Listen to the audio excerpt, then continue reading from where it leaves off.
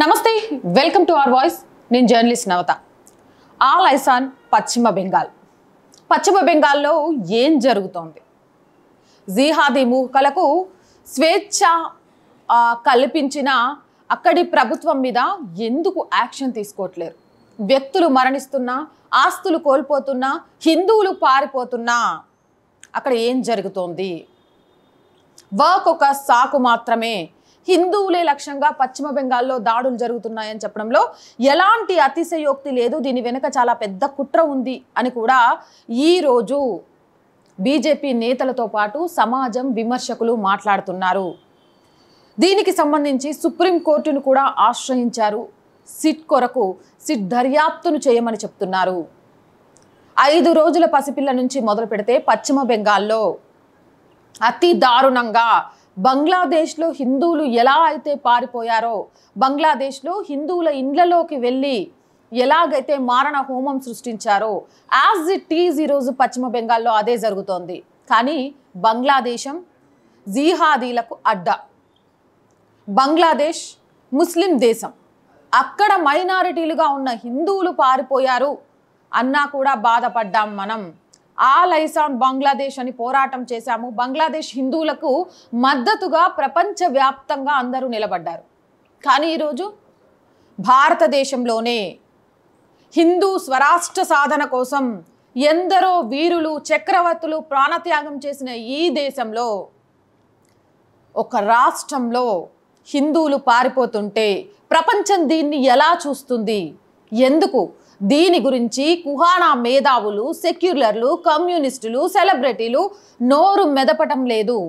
All eyes on Paschim Bengal అని సామాన్య గొంతుకు మాత్రమే వినిపిస్తోందే తప్ప మెయిన్ స్ట్రీమ్ మీడియా కానీ, సెలబ్రిటీలుగా చెప్పుకునే వాళ్ళు కానీ, ప్రతిపక్ష నేతలు కానీ, ఈరోజు వక్ సవరణ బోర్డుకు మద్దతిస్తున్నామన్న కాంగ్రెస్ నాయకులు కానీ, త్రిభాషా విధానం వద్దు అని చెప్తున్న డిఎంకే పార్టీ నాయకులు కానీ, ప్రతిపక్షంలో ఉన్న వాళ్ళు కానీ, లేదా అంబేద్కర్ వారసులమని చెప్పుకుంటూ తిరుగుతూ అంబేద్కర్ వారసులము అని ఆయన పేరుతోటి కుహానా రాజకీయాలు చేసేవాళ్ళు కానీ ఎందుకు పశ్చిమ బెంగాల్ విషయంలో గర్జించట్లేదు? హిందువుల విషయంలో మాట్లాడట్లేదు? పశ్చిమ బెంగాల్లోని ముర్షిదాబాద్ జిల్లాలో ఇప్పటికే 3 వ్యక్తులు మరణానికి దారితీసింది. నిరసనలు వక్ సవరణ బిల్లుకు వ్యతిరేకంగా అని చెప్తున్నారు, కానీ ఇది హిందువుల టార్గెట్ గానే జరుగుతున్నాయి అనేది చాలా క్లియర్. ఒక్క ముస్లిం ఇల్లు ధ్వంసం కాలేదు, ఒక్క ముస్లిం పారిపోలేదు, ఒక్క ముస్లిం వెహికల్ ధ్వంసం కాలేదు, ఒక్క ముస్లిం భయపడుతూ దండం పెట్టడం లేదు, లేదా ఒక్క మసీదులోకి చొరబడలేదు, ఒక్క వెహికల్ మీద కూడా ముస్లింలకు సంబంధించిన సింబల్ ఉంటే కాలు తీసుకొని తన్ని పగలగొట్టలేదు. ఇవన్నీ హిందువుల మీదే జరుగుతున్నాయి. మరి వక్ సవరణ బోర్డు నిర్ణయం అనేది కేంద్రం పార్లమెంట్లో ఆమోదం పొంది ఒక చట్టం పొందితే దానికి హిందువులకు సంబంధం ఏంది? హిందువుల మీద ఈ మారణ హోమం ఏంటి? మారణ హోమాన్ని దారితీసిన నిరసనల వెనక ఉన్న కుట్ర ఏంటి? అర్థం చేసుకోలేకపోతున్నారా? ఇప్పుడు ఈ కుట్ర సుప్రీంకోర్టుకు చేరుకుంది. సోమవారం రోజు న్యాయవాది శశాంక్ శేఖర్ జూ హింసపై దర్యాప్తు చేయడానికి ప్రత్యేక దర్యాప్తు బృందం సిట్ని కోరుతూ పిటిషన్ దాఖలు చేశారు. మరియు ఒక సాకు, హిందువులే లక్ష్యమని ఆయన చాలా క్లియర్గా చెప్పారు. శాంతి భద్రతల పరిస్థితి సరిగ్గా లేకపోవడంపై సుప్రీంకోర్టు రాష్ట్ర ప్రభుత్వం నుంచి వివరణ కోరాలి. అలాగే ప్రాణాలను కాపాడడానికి మరియు హింసను నిరోధించడానికి చర్యలు తీసుకోవాలి అని పిటిషన్లో పేర్కొన్నారు. జిల్లా వ్యాప్తంగా 200 మందికి పైగా అరెస్ట్ అయ్యారు. 400 కుటుంబాలకు పైగా ఊరు వదిలి పారిపోయాయి. 1000 మందికి పైగా నిరాశ్రయులయ్యారు. గొడ్డు గోదా పుట్టిన పిల్ల నుంచి ముసలి వాళ్ళ వరకు ప్రాణాలు అరచేతుల్లో పెట్టుకొని పరుగులు తీస్తున్నారు పశ్చిమ బెంగాల్ నుంచి. వక్ చట్టానికి వ్యతిరేకంగా నిరసనల నేపథ్యంలో గత వారం హింస ప్రారంభమైంది. ముర్షిదాబాద్, సౌత్ 24 పరగణాలు, మాల్డా మరియు హుగ్లీ జిల్లాలలో 200కు పైగా అరెస్టులు జరిగినట్టు పోలీసు అధికారులు చెబుతున్నారు. ఈ నిరసనలో రైల్వే ట్రాక్లను అడ్డుకోవడం, రాళ్లు రువ్వడం, విధ్వంసం చేయడం, పోలీసు వాహనాలకు నిప్పంటించడం, సామాన్య జనాన్ని భయభ్రాంతులకు గురి చేయడం, కత్తులతో పొడిచి చంపేయడం, ఇలాంటివి అనేక సంఘటనలు జరిగితే ఈ హింసలో 3 మరణించారు. మృతుల్లో 2 తండ్రి కొడుకులు. ముర్షిదాబాద్ నగరానికి చెందిన సంసేర్గంజ్ ప్రాంతంలోని జఫ్రాబాద్లోని నివాసం ఉండే వాళ్లను కత్తిపోట్లతో కనిపించారని నివేదికలు తెలిపాయి. 3వ మరణం దులియాన్లో సంభవించింది.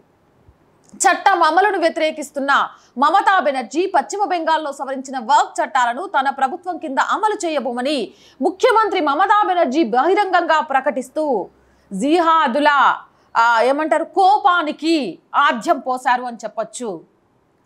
కత్తిపోట్లతో తండ్రి కొడుకులను పొడవాల్సిన అవసరం ఏమొచ్చింది వర్క్ బోర్డు సవరణకు వ్యతిరేకంగా చేసే నిరసనలో? ఎందుకు మారణ హోమం సృష్టించాల్సి వచ్చింది? ఎందుకులను హిందువులను భయపెట్టి పంపించేస్తున్నారు? మమతా బెనర్జీ ఇస్తున్న అతి స్వేచ్ఛ, ఓటు బ్యాంకు కోసం ఈరోజు మమతా బెనర్జీ ప్రవర్తిస్తున్న తీరు, ముస్లింలు ఏం చేసినా పశ్చిమ బెంగాల్లో ఏం కాదు, ఇదొక పాకిస్తాన్, ఇదొక బంగ్లాదేశ్, ఇదొక ఆఫ్ఘనిస్తాన్ అని ఫీల్ అయ్యేలాగా అక్కడ ముస్లింలను రెచ్చగొడుతూ పార్లమెంట్లో ఒక చట్టం అయితే ఆ చట్టాన్ని నేను అమలు చెయ్యను అని ఇదొక ప్రిన్స్ లాగా ప్రజాస్వామ్యం మర్చిపోయి ఇక్కడ కమ్యూనిస్టు పాలన ఉందనుకుంటుందో, ఏకచక్రాధిపత్యం ఉందనుకుంటుందో తాను బహిరంగంగా చేసిన ప్రకటనలే ఈ రోజు పశ్చిమ బెంగాల్లో మారణ హోమానికి కారణం అంటున్నారు. మేము మా వైఖరిని స్పష్టం చేశాం, ఈ చట్టానికి మేము మద్దతు ఇవ్వము, ఇది మా రాష్ట్రంలో అమలు చేయబడదు అని మమతా బెనర్జీ అన్నారు. అశాంతి మధ్య శాంతిని కాపాడాలని కూడా విజ్ఞప్తి చేశారు. ఎక్కడ అశాంతి జరుగుతోంది? నిజంగా మమతా బెనర్జీ ఓటు బ్యాంకు రాజకీయాల కోసం కాకపోతే ఈ రోజు వర్క్ సవరణ బిల్లు వల్ల ఒక ముస్లింకి జరిగే నష్టం ఏంటి అనేది చెప్పాలి. పేద ముస్లిం వరకు కూడా వర్క్ ఫలాలు వెళ్ళడం నష్టం కలిగించడమా? వాళ్ళ కోసం వర్క్లో ఉన్న పైసలు ఉపయోగించి చిన్న చిన్న పరిశ్రమలు పెట్టించడమో, కాలేజీలు కట్టించడమో, స్కూల్స్ కట్టించడమో, లేకపోతే హాస్పిటల్స్ కట్టించడమో తప్ప, లేదా ప్రతి సంవత్సరం ఆడిట్ జరిగి వర్క్ సంబంధించిన ఆస్తులు ఎంత ఉన్నాయి అని అందరికీ తెలిసేలాగా చేయడం తప్ప, ఏది పడితే అది ఆక్రమించకుండా చట్టపరంగా అది వర్క్ ఆస్తి కాదా అవునా అని నిర్ధారించిన తర్వాత వర్క్కి అప్పచెప్పడం తప్ప, కొందరి మంది కబంధహస్తాలలో నుంచి వర్క్ని ఈరోజు అందరికీ మహిళలకు కూడా ప్రాధాన్యతను కల్పించడం తప్ప ఏం చేశారని అశాంతి మధ్య శాంతిని కాపాడాలి అంటూ రెచ్చగొట్టే వ్యాఖ్యలు చేశారు. అటు సిఐఎఫ్పిఎఫ్ బలగాలను మోహరించిన కలకత్తా హైకోర్టు ఆదేశాలు హింస తీవ్రమవుతున్నప్పుడు కలకత్తా హైకోర్టు జోక్యం చేసుకుంటూ మూగ ప్రేక్షకుడుగా ఉండకూడదని పేర్కొంది. శాంతి భద్రతలను కాపాడటంలో మరియు ప్రజాప్రభుత్వ భద్రతను నిర్ధారించడంలో రాష్ట్ర ప్రభుత్వానికి సహాయం చేయడానికి కేంద్ర సాయుధ పోలీసు దళాలను అంటే సిఐపిఎఫ్ మోహరించాలని కోర్టు ఆదేశించింది. ఈ సాయుధ బలగాలను రాష్ట్రంలోకి అనుమతించడంలో కూడా మమతా బెనర్జీ ప్రభుత్వం అడ్డుకుంది. హింసకు సంబంధించిన బీజేపీ నాయకుడు సువేంది అధికారి దాఖలు చేసిన పిటిషన్ను హైకోర్టు గురువారం విచారించింది. వచ్చే ఏడాది ఎన్నికలు జరగనున్న నేపథ్యంలో ఈ పరిస్థితి రాజకీయ ఉద్రిక్తతకు తీవ్రతరం చేసిందన్నారు. తృణమూల్ కాంగ్రెస్ ప్రతినిధి కునాల్ ఘోష్ హింస వెనుక పెద్ద కుట్ర ఉందని ఆరోపించారు. మాకు సమాచారం అందుతోంది, పెద్ద కుట్ర జరిగింది. కేంద్ర సంస్థలోని ఒక విభాగం, బిఎస్ఎఫ్లోని ఒక విభాగం మరియు 2-3 ఇతర రాజకీయ పార్టీలు ఇందులో పాల్గొన్నాయి అని అంటున్నారు. ఇందులో వాస్తవాలు ఏంటి అనేది బయటికి రావాల్సిన అవసరం ఉంది. బీజేపీ నాయకుడు సువేంది అధికారి ఈ ఆరోపణలను తీవ్రంగా ఖండించారు. కేంద్ర దర్యాప్తుకు పిలుపునిచ్చారు. ఏదైతే తృణమూల్ కాంగ్రెస్ ఈ రోజు అగ్గిరాజేసిందో, అగ్గిరాజేసిన తృణమూల్ కాంగ్రెస్ బిఎస్ఎఫ్ బలగాల మీద కానీ లేకపోతే బీజేపీ మీద కూడా ఆరోపణ చేయడం అనేది ఎంతవరకు సమాజ యోగ్యం? దీని మీద ఖచ్చితంగా కేంద్రం దర్యాప్తు చేయాలి. ఈ దేశ వ్యతిరేకమైనది మరియు జిహాదీ నియంత్రణలో ఉన్నట్టుగా పశ్చిమ బెంగాల్ ఉండడానికి కారణం ఏంటి అనే దానిపైన అల్లర్ల మీద ఎన్ఐఏ దర్యాప్తు కావాలి. దర్యాప్తు అయితే తప్ప అసలు విషయాలు బయటికి రావు. దీని వెనక ఉన్న కుట్రదారులు ఎవరు? హిందువులను టార్గెట్గా చేసుకొని ఈరోజు పశ్చిమ బెంగాల్లో ఏం జరుగుతున్నాయి మీ అందరికీ గుర్తుందో లేదో, పశ్చిమ బెంగాల్కి సంబంధించిన షేక్ షాజహాన్ వల్ల ఏదైతే ప్రాంతంలో ఆడవాళ్ళు చీపిరి కట్టలతో రోడ్డెక్కారో ఈరోజు ఆ ప్రాంతంలో మళ్ళీ అదే భయానక పరిస్థితులు ఉన్నాయి. ఆడవాళ్ళు భయపడుతున్నారు. వాళ్లకు కాల్స్ చేసి కొంతమంది బెదిరిస్తున్నారు. ఇన్ని జరుగుతున్నాయి అంటే దీని వెనక చాలా పెద్ద కుట్ర దాగి ఉంది.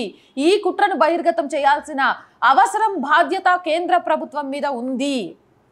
ఆ బాధ్యతను తీసుకొని సుప్రీంకోర్టులో పిటిషన్ ఏదైతే దాఖలైందో దాని ప్రకారం సిట్ దర్యాప్తును చేస్తూ ఎన్ఐఏకి అప్పచెప్పి దీని వెనక ఉన్న ఎవరైనా సరే, ఏ పార్టీలైనా, ఏ జిహాదీ మూకైనా, మమతా బెనర్జీ లాంటి వ్యక్తులైనా తీహార్ జైల్లో ఊచలు లెక్కబెట్టేలాగా చేయాలి. ఈ రోజు పశ్చిమ బెంగాల్లో హిందువులు పరిగెత్తడం ఆపకపోతే ఈ దేశం నుంచి పరిగెత్తడానికి ఇంకో దేశం లేదని గుర్తుపెట్టుకోవాలి. ఇక్కడ హిందువులకు కూడా నేను చాలా క్లియర్గా చెప్తున్నా, ఎందుకు పరిగెడుతున్నారు? పరిగెడుతూ పరిగెడుతూ పరిగెడుతూ ఉంటే భయపడుతున్నాం అనేది అర్థమైపోతుంది. వాళ్ళు ఇంటిని ధ్వంసం చేస్తున్నప్పుడు ఇంట్లో ఉన్న వస్తువులను మీరు ఆయుధాలుగా మలుచుకోండి. ఆడవాళ్ళంటే శక్తిహీనులు కాదు. ఒకటిని రెండుగా చేయగలిగే శక్తి ప్రపంచంలో ఎవరికైనా ఉంది అంటే ఆడగా జన్మించిన వాళ్ళకు మాత్రమే. ఒక బిడ్డకు జన్మనివ్వగలిగిన మనం మన ఇంటిని ధ్వంసం చేసే వాళ్ళని అడ్డుకోలేమా? ఇంట్లో మనకు చీపిరి కట్ట నుంచి రోకలి బండ నుంచి కూరగాయలు కట్ చేసే చాకు కత్తిపీటతో సహా ఆయుధాలే. అవి ఎప్పుడు? మన ఇంటిని ధ్వంసం చేయడానికి, మన ఆడోళ్ళ మాన ప్రాణాలు తీయడానికి వచ్చినప్పుడు, మనల్ని మనం రక్షించుకోవడం కోసం ఏం చేసినా తప్పు లేదు. అలా అని భయపడుతూ కొన్ని నేషనల్ మీడియా ఛానల్స్లో చూసినప్పుడు బాధేస్తోంది. నా కూతురు నేనే ఇంట్లో ఉన్నాం, నా కూతుర్ని అటక మీద దాక్కోబెట్టినా, ఎందుకు అంటే వాళ్ళ కంటపడితే అమ్మో నా కూతురికి ఏమన్నా జరిగి ఉంటే ఊహించలేకపోతున్నా అని ఒక తల్లి భయపడదు. ఎందుకు భయపడాలి? నీ బిడ్డను కాపాడుకోవడానికి భయపడటం కాదు, నీ బిడ్డతో సహా పులి బిడ్డలాగా వాళ్ళ మీద విజృంభించాలి. కళ్ళల్లో కారం కొట్టి ఎక్కడికక్కడికి చీపిరి కట్టతో వాతలు పడేలాగా చేయాలి. పారిపోకండి. పారిపోతే పరిగెడుతూనే ఉండాలి. ఆగి ఒక్కసారి పోరాటం చేసి చూద్దాం. ఎంతోమంది ఈ దేశాన్ని ఆక్రమించాలనుకున్న వాళ్ళను పరిగెత్తించాం, బ్రిటిష్ వాళ్ళను పరిగెత్తించాం, రజాకార్లను పరిగెత్తించాం. ఈరోజు ఈ జిహాదీగాలను పరిగెత్తించలేమా? వాళ్ళని చూసి పారిపోతున్నామా? పారిపోకండి. మిమ్మల్ని ఆదర్శంగా తీసుకొని ఎక్కడైనా ఎవడైనా తప్పు చేయాలి అంటే భయపడేలాగా చేయండి, అంతేగాని పారిపోకండి. గుర్తుపెట్టుకోండి. నేను చెప్పిన మాటలో తప్పుందా? ఇక్కడ ఎన్ఐఏ దర్యాప్తు ఏదైతే బీజేపీ కోరుకుంటుందో అలాగే శశాంక్ గారు లాయర్ కోరుకుంటున్నట్టుగా సిట్ దర్యాప్తు కూడా జరగాల్సిన అవసరం ఉంది. పశ్చిమ బెంగాల్లో అసలు ఈ రోజు కాదు, సిఏఏ నుంచి మొదలు పెడితే ప్రతి దాంట్లో కూడా అల్లర్లకు కేంద్ర బిందువుగా మారుతోంది.